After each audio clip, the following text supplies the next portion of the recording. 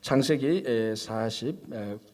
오늘 50장을 읽었는데 49장이 어제 우리 야곱이 자녀들을 12명의 자녀들을 그 예언적인 유언 또는 유언적인 예언을 덜 봤습니다. 그거 먼저 보고 또 50장 보겠습니다. 어제 어디까지 봤는가 하면은 유다 앞까지 봤습니다. 그러니까 르우벤, 시몬, 레위까지 봤죠. 자, 르우벤이 장자의 자격에서 탈락합니다. 왜냐하면은 자기 서모와 간통했던 것. 그래서 우리 창세기 35장에 보면 그 언급이 나오는데 그때 이 야곱은 거기에 대해서 일체 말하지 않습니다.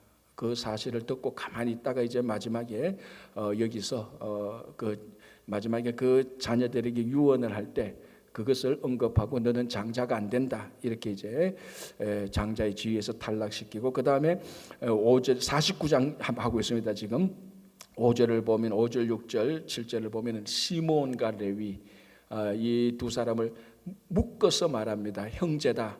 뭐 로벤도 형제고 유다도 같은 형제거든요. 같은 엄마고 같은 아버지인데도 시몬과 레위를 그냥 묶었습니다. 너희들은 형제다라고 말하면서 뭘 얘기하는가 하면은 세겜 족속을 학살했던 것. 이게 이제 어제도 말씀드린 것처럼 성경에 나오는 최초의 제노사이드입니다. 한 인종 족속을 시몬과 레위가 아주 잔인한 폭력적인 그리고 기만 속였죠.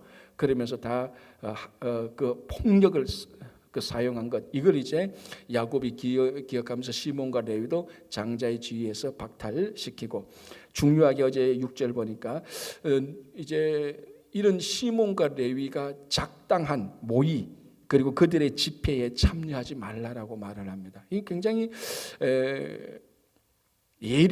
굉장히 예리한 그 유언이죠. 우리 시편 1편 제가 늘 말씀드린 것처럼 저는 아직 시편 1편 1절 2절을 읽을 때 충격을 가시지 못합니다. 시편이 150편인데 그 첫 번째 나오는 게 복인데 그 복이 뭐냐면은 악인과 죄인과 오만한 자리에 그 사람들의 모임에 끼지 말라는 것이 시편 전체의 첫 번째 복이라는 겁니다.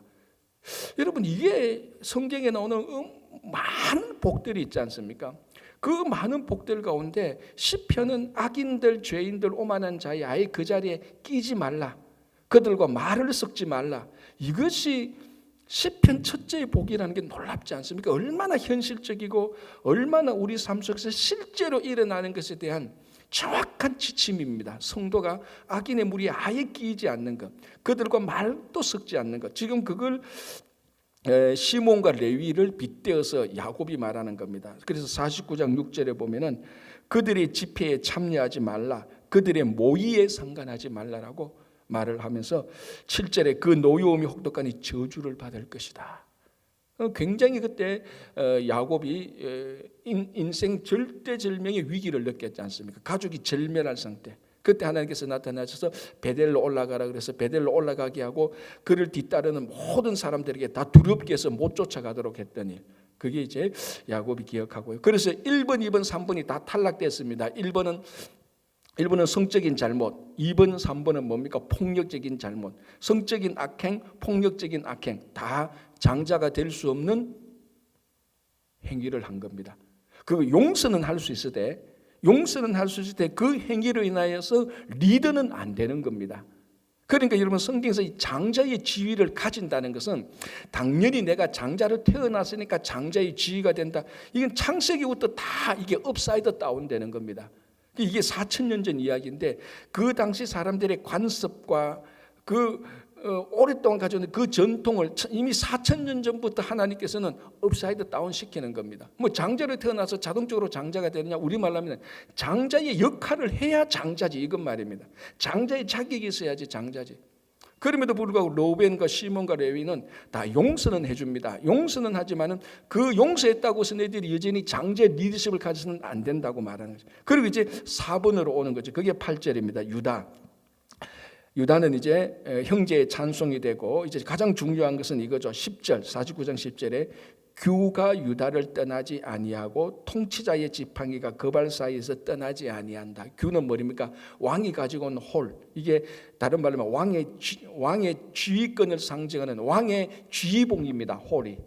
그러니까 이 규 이것이 유다에게 주어지는 겁니다. 1번, 2번, 3번이 없어지고 그의 악행으로 인해서 리더십의 자리에서 탈락되는 겁니다. 그리고 4번 유다에게 이 왕의 지휘봉을 넘겨주는 것이죠.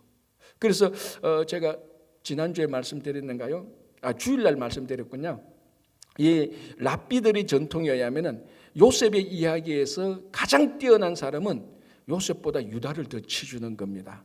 우리 성경에 보면은 요 현실을 이 당시 상황에서는 요셉이 다 모든 사람을 다 구원하고 요셉이 가장 뛰어난 존재입니다. 이거는 뭐 변함이 없습니다. 분명합니다. 그러나 랍비들은 그 유다가 그 요셉의 이야기에서 했던 일, 그 신앙의 본질적인 행위, 회개하고 자신을 완전히 변화시킨 그런 것들을 보면서 이 유다 안에 있는 그 신앙의 본질적인 것, 그걸 굉장히 높이 쳤다는 겁니다. 그래서 바로 이런 유다의 후손이야말로 우리의 통치자가 될 수 있다. 그게 랍비들의 전통이죠, 유대인들. 그래서 이 유다를 통해서 다윗이 나오고 다윗을 통해서 예수 그리스도가 나온 겁니다. 그래서 야곱이 유다에게 유다가 형제들의 찬송이 될 거다. 그 형제들이 다 유다를 찬송하게 되는 유다의 그런 통치를 받게 되는. 자, 여기서 이제 통치라고 하는 말에 우리들의 어감 속에 이게 뭐 강력한 힘을 가지고 그 사람들을 압제하고 다스리는 이런 통치 개념이 아닙니다. 여기 성경에 나오는 언제나 통치 개념은 하나님이 통치해서 우리에게 샬롬을 이루시는 걸 말하는 겁니다. 그러니까 더 쉽게 말하면은 성경에 말하는 통치는 사람들을 돌보는 겁니다. 섬기는 거예요. 이게 우리 기독교 신앙의 성경에 나타나는 가장 중요한 리더십의 자리입니다. 제가 목회를 하면서 늘 느끼는 게요. 구역장을 맡겨보고 선교장을 이제 교회에서 임명하고 선교회장, 구역장 또는 다른 사역부에 리더십을 주보면요. 그 리더십에 합당한 사람과 부족한 사람이 있어요. 세상적으로는 잘할 것 같아요. 그런데 그분이 교회의 리더십을 맡겨주면 의외로 못하는 경우가 있어요. 그 멤버들이 안 따르는 경우가 있어요. 왜 그럴까요? 그냥 섬김이 없습니다. 무례하게 말하고 세상에서 하는 것이 내가 뭐 좀 있다고 해서 뭐 좀 높다고 해서 그렇게 통치를 할 때, 그렇게 리더십을 발휘할 때 그건 성경의 통치가 아니고 성경의 리더십이 아니거든요. 그래서 유다가 형제들을 통치를 한다라고 말할 때 내가 힘이 세, 내가 너희들보다 더 높은 위치에서 너희들은 내 말을 강제로 들어야 돼, 이런 통치가 아닙니다. 그들의 아픔을 헤아릴 줄 알고 그들을 위해서 기도하고 그들을 보살펴주고 그 케어하는 거죠. 돌보는 통치입니다. 이 돌봐야 이게 진짜 통치가 되거든요. 그 유다가 이제 그런 통치자가 되는 이 본질이 예수 그리스도 아닙니까? 예수 그리스도께서는 우리를 절대적인 권력과 힘으로 우리를 다 마음대로 조정하고 마음대로 다 지휘할 수 있어요. 그럼에도 불구하고 그렇지 아니하지 않습니까? 그래서 자기 자신을 우리 십자가에 내어주는 그게 예수 그리스도의 통치, 리더십의 본질입니다. 그래서 우리가 신앙생활하면서 교회에서 섬기는, 교회에서 그 리더십의 자리에 있는 것은 늘 그것을 향해서 나아가야 됩니다. 특히 이제 새벽에 나오시는 분은 교회에서 또 많이 또 사역을 하시는 분 아닙니까? 그러니까 또 간절함이 더 있고 또 중요한 리더들이 또 새벽 기도에 많이 나오시고, 그래서 우리는 이런 섬김을 가지고 이런 리더십을 가지고 죽을 때까지 평생 우리는 이것을 훈련을 받고 거기에 우리가 동참하게 되는 겁니다. 그래서 유다가 하나님께서 이 야곱을 통해서 유다에게 통치권을 주는 겁니다. 그래서 49장 10절에 유다에게 왕의 지휘봉을 넘겨주는 거죠. 자, 이제 그리고 보면 이제 서불론 나오고요. 서불론은 해변에 거하는 족속이 되고, 이사갈 나오고, 이제 단이 특별하죠. 이 단 지파에서 유명한 사람이 누구죠? 나중에 삼손이 나옵니다. 삼손 나오는데, 단 지파에 대해서는, 그런데 이제 요한계시록으로 보면 입맞은 12지파 가운데 단 지파가 빠지게 되는 그런 안타까움도 있고요. 그 다음에 갓 지파, 그리고 아셀 지파 나오고요. 이제 22절에 나오면 요셉이 나옵니다. 그러니까 두 인물이 있죠. 요셉과 유다. 이제 요셉에 대해서 이렇게 말합니다. 무성한 가지 곧 샘 곁에 무성한 가지라, 그 가지가 담을 넘었다. 무성한 가지, 풍성하다는 거죠. 그래서 야곱을 통해서 대흉년 기근 7년 동안에도 야곱을 통하여서 애굽뿐만 아니라 고대 근동에 풍성하게 살게 되는 겁니다. 그리고 그 담을 넘었다, 가지가 담을 넘었다. 이것은 이제 요셉이 가나안 땅에서 애굽으로 담을 넘고 또 요셉의 그 위대한 그 정책으로 인해서 요셉의 영향력이 애국뿐만 아니라 고대 근동에 다 그 담을 넘어가는 경계선을 넘어가는 그런 것을 우리들에게 얘기를 하고 있는 것입니다. 자, 이렇게 하면서 이제 49장의 마지막으로 한 번 더 야곱이 요셉에게 그 자녀들에게 이렇게 말합니다. 49장 29절을 제가 봉독할게요.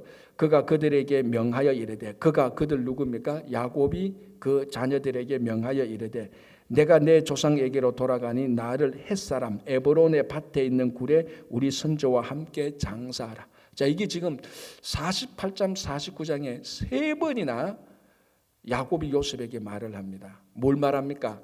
나를 이 땅에 묻지 마라. 애굽에 장사 지내지 말고 우리 할아버지, 우리 아버지가 장사 지낸 가나안 땅에 장사하라. 그런데 오늘 이제 아주 마지막으로 구체적으로 가나안 땅 어디 막벨라굴에 장사하라라고 구체적인 장소를 지명합니다. 그리고 이제 33절에 이렇게 말하죠. 49장 33절에 야곱이 아들에게 명하기를 마치고 그 발을 침상에 모으고 숨을 거두니 그의 백성에게로 돌아갔더라. 드디어 어제 우리 고 윤영희 권사님 장례했지 않습니까? 하고 장지에 갔습니다. 무궁화동산에 갔는데요. 이제 무궁화동산에 가면 그 비석들이 많지 않습니까? 무궁화동산이니까 한국 사람들 그 비석이 많다고요. 그래서 뭐 영어로 썼는 그 비석 문구도 있고 한국말로 썼던 그 비석 문구인데 참 어떤 분에게 이렇게 적어놨더라고요. 근데 성 한번 말하자면 참 이 문구에 이게 비석 문구에 이게 합당한지 모르겠어요.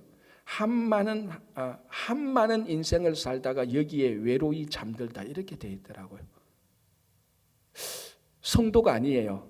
보통 우리 그러면은 집사, 권사, 장로 아니면 예수 믿는 사람이면 성도라고 말을 하지 않습니까? 그러니까 이름을 써놨어요. 그러니까 아마 신앙이 없었던가 봐요. 제가 언제 태어나서 언제 했는 거 보면 한 60평생을 살았더라고요. 한 많은 인생을 살다가 외롭게 여기에 잠들다. 뭐 좀 르느루아르적인 낭만은 있어 보이겠지만은 야 비석에 이런 게 이게 고인을 기리는 것인지 그런 걸 다 접어두더라도 하나는 제가 애절하더라고요. 야 이분이 참 60평생 살면서 굉장히 힘들게 사셨구나라는 그거는 딱 다가오더라고요. 그러면서 야 비석에 이런 걸 이게 누가 썼는지 아니면 본인이 죽을 때 이렇게 쓰라고 말을 해 유언을 남겼는지 아니면 죽고 난 다음에 그 후손들이 아니 뭐 외롭게 잠들다라고 이렇게 말했는 거 보니까 그렇게 가족들도 많이 없었는 거겠죠. 뭐 지인들이 그렇게 했는지 참 묘한 감정이 들었습니다. 참 그런데 이제 그러면서 그 윤영애 권사님 장례식 하니까 그렇지 않지 않습니까? 우리 성도들의 삶은 시련이 있고 고난은 당하지만요 한 많은 인생을 살다가 외롭게 사는 그런 인생이 아니에요. 우리 성도들은 그죠? 자 야곱을 보십시오.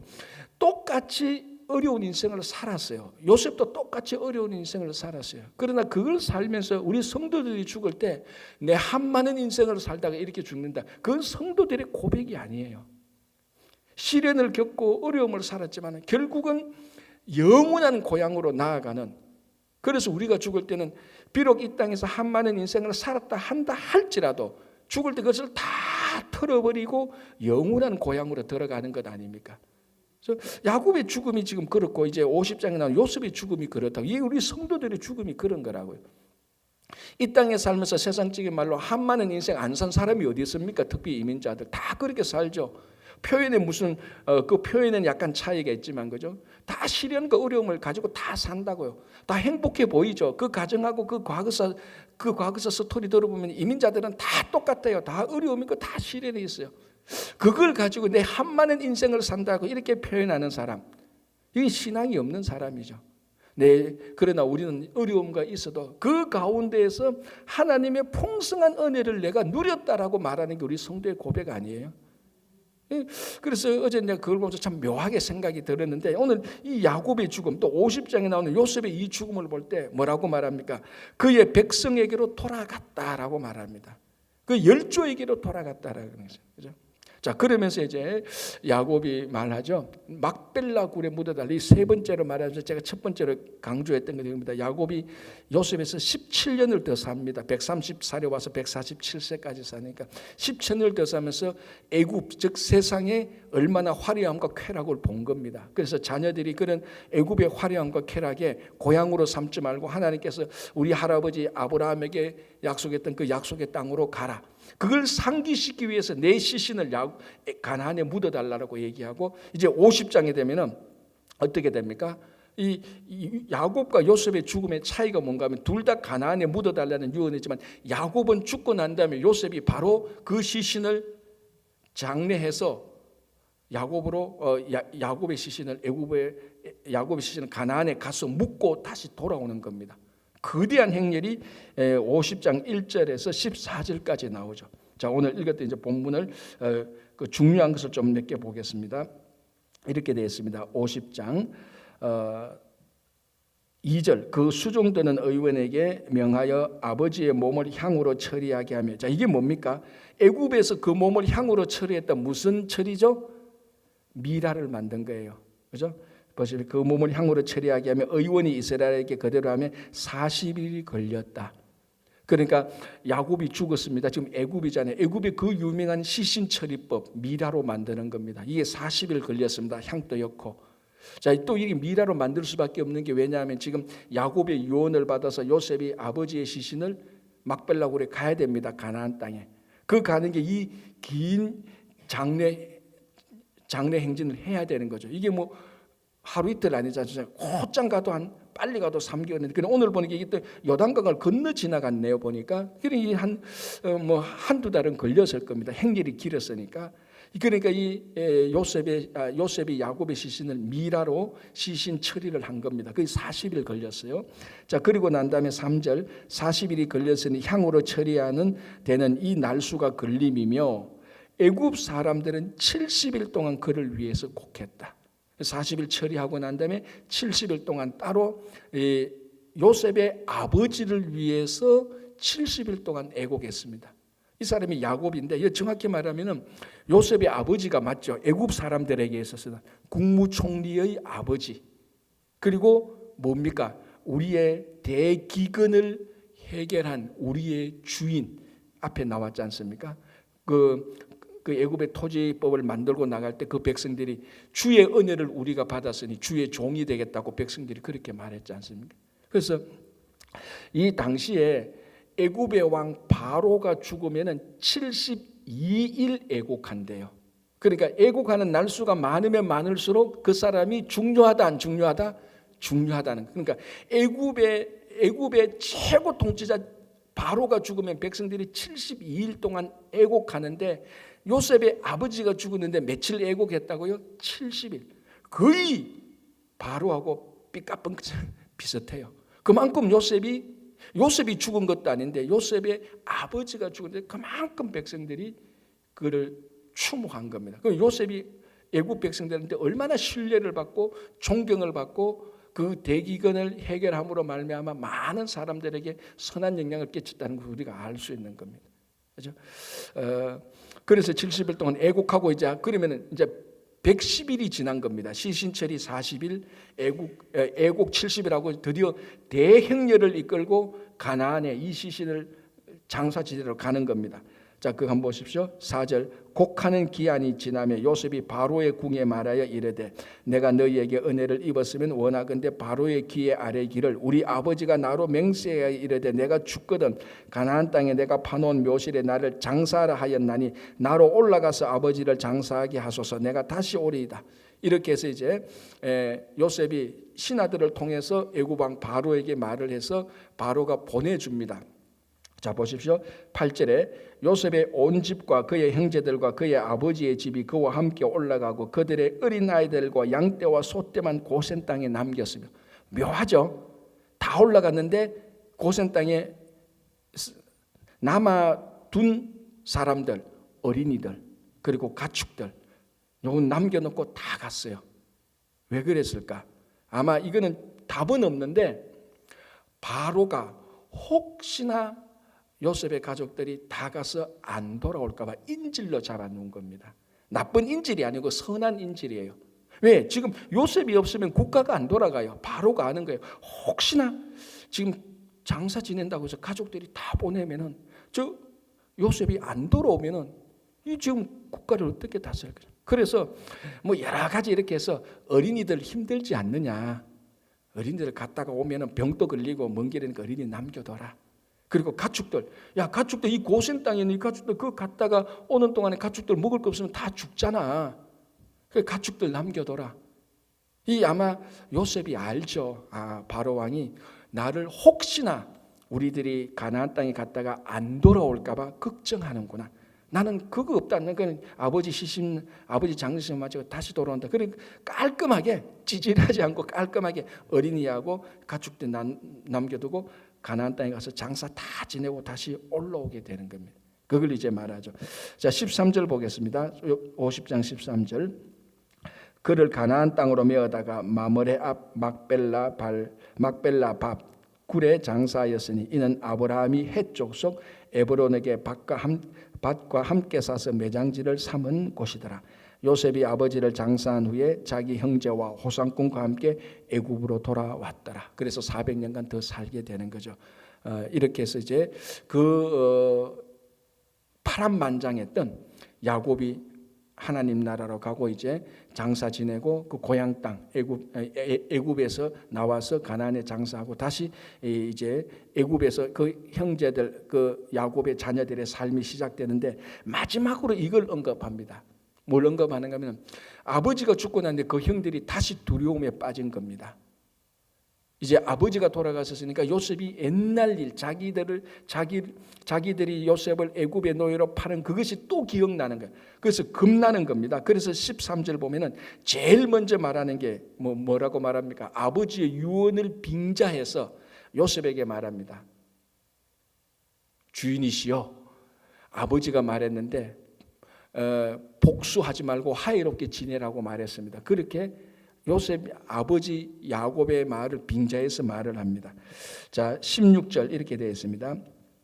요셉에게 말을 전하여 이르되 형제들이 당신의 아버지가 돌아가시기 전에 명령하여 이르시기를 너희는 이같이 요셉에게 이르라. 내 형제들이 너에게 악을 행하였을지라도 이제 바라건대 그들의 허물과 죄를 용서하라 하셨으니 당신 아버지의 하나님의 종들인 우리 죄를 이제 용서하소서 하매 요셉이 그들이 그에게 하는 말을 들을 때 울었더라. 여기서 몇 가지 생각이죠. 첫 번째, 이 형들은 요셉에게 용서를 다 받았어요. 다 받았는데 우리말로만 믿음이 아직 없는 거예요. 이게 오늘날 우리 성도들이 오락가락하는 거하고 똑같아요. 우리 예수 그리스도 보혈의 공로로 다 믿음으로 다 용서받았어요. 죄 용서받은 사람. 그럼에도 어떤 날은 오락가락하는 거예요. 내가 진짜 이 천국 갈 수 있을까? 내가 용서받은 삶이 맞나? 그렇게 헷갈리는 게 지금 이 형들하고 똑같습니다. 자, 그래서 이 형들이 요셉에게 뭐라고 말하는가? 자, 16절 요셉에게 말을 전해야 돼. 당신의 아버지가 이렇게 말합니다. 이 당신의 아버지가 누구죠? 야곱 아닙니까? 야곱이 요셉의 아버지인가 동시에 자기들의 아버지. 정상적으로 말하면 뭐라고 말해야 됩니까? 그래 우리 아버지가 말했다고 말해야 되는 거예요.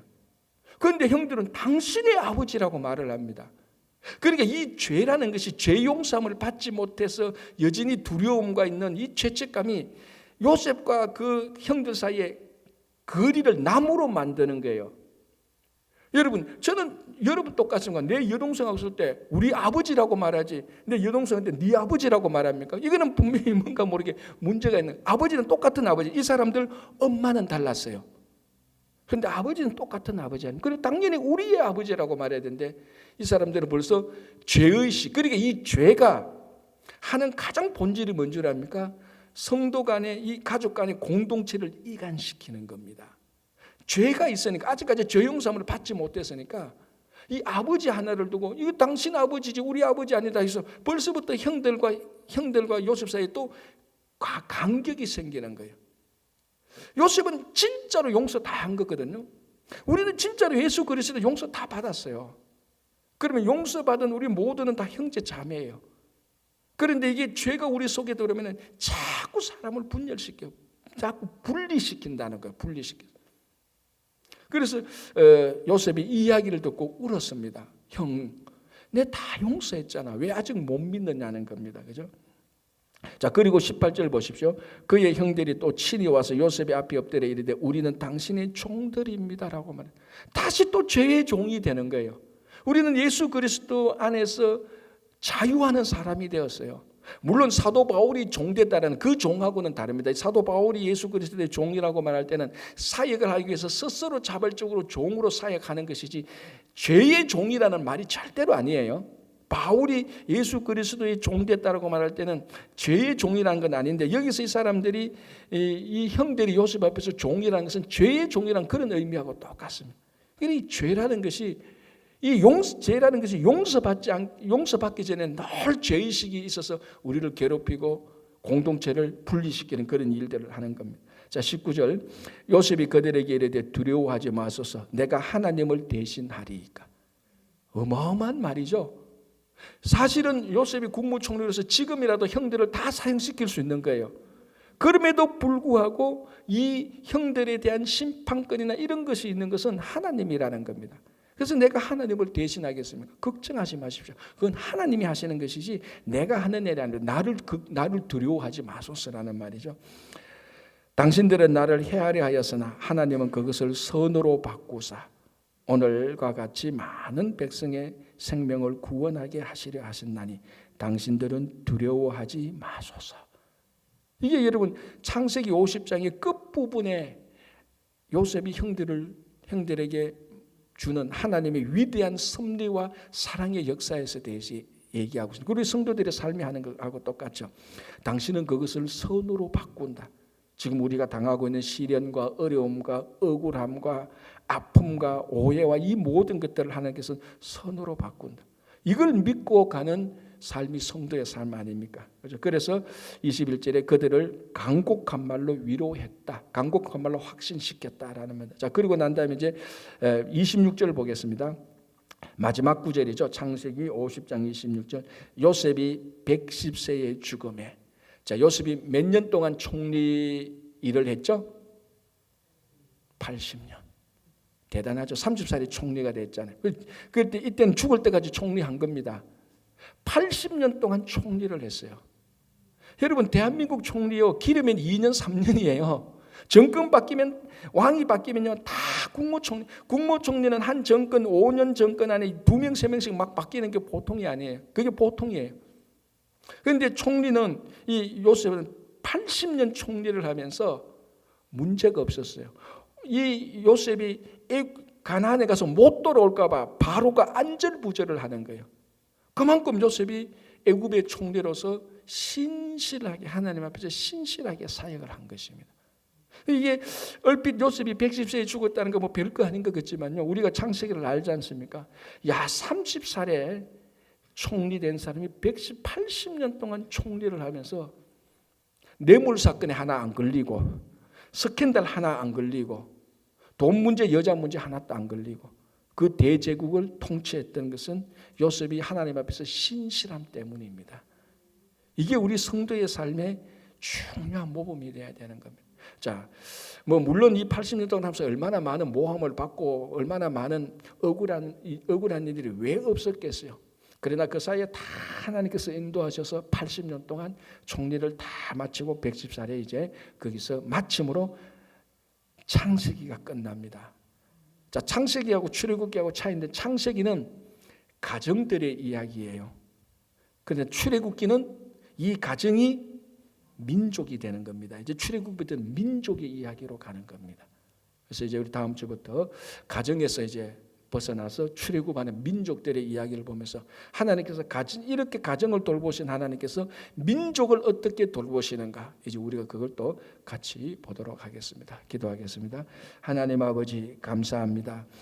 아브라함과 이삭과 야곱과 요셉을 돌보시고 그 먼 이국 땅에서 그 이국 땅이 고향이 되게 하시고 그곳에서 하나님께서 그들을 살피시고 도우시고 많은 외부인들로부터 공격을 당하고 모함을 당하고 땅을 뺏기고 쫓겨나기도 하고 그렇게 했지만 변함없이 신실하신 하나님께서 그 가족을 돌보시고 70명의 가족이 애굽 땅에 가게 하시고 그곳에서도 풍성하게 살게 하신 하나님의 놀라운 섭리와 역사를 보며 특별히 한국을 떠나서 미국에 살고 있는 저희들, 우리 이민자의 삶에 인도하시는 하나님, 아브라함과 이삭과 야곱과 요셉을 인도하신 그 동일하신 하나님께서 우리들을 인도해 주셔서 신실한 하나님 앞에 성도들이 가정 교회가 다 되게 하여 주시옵소서.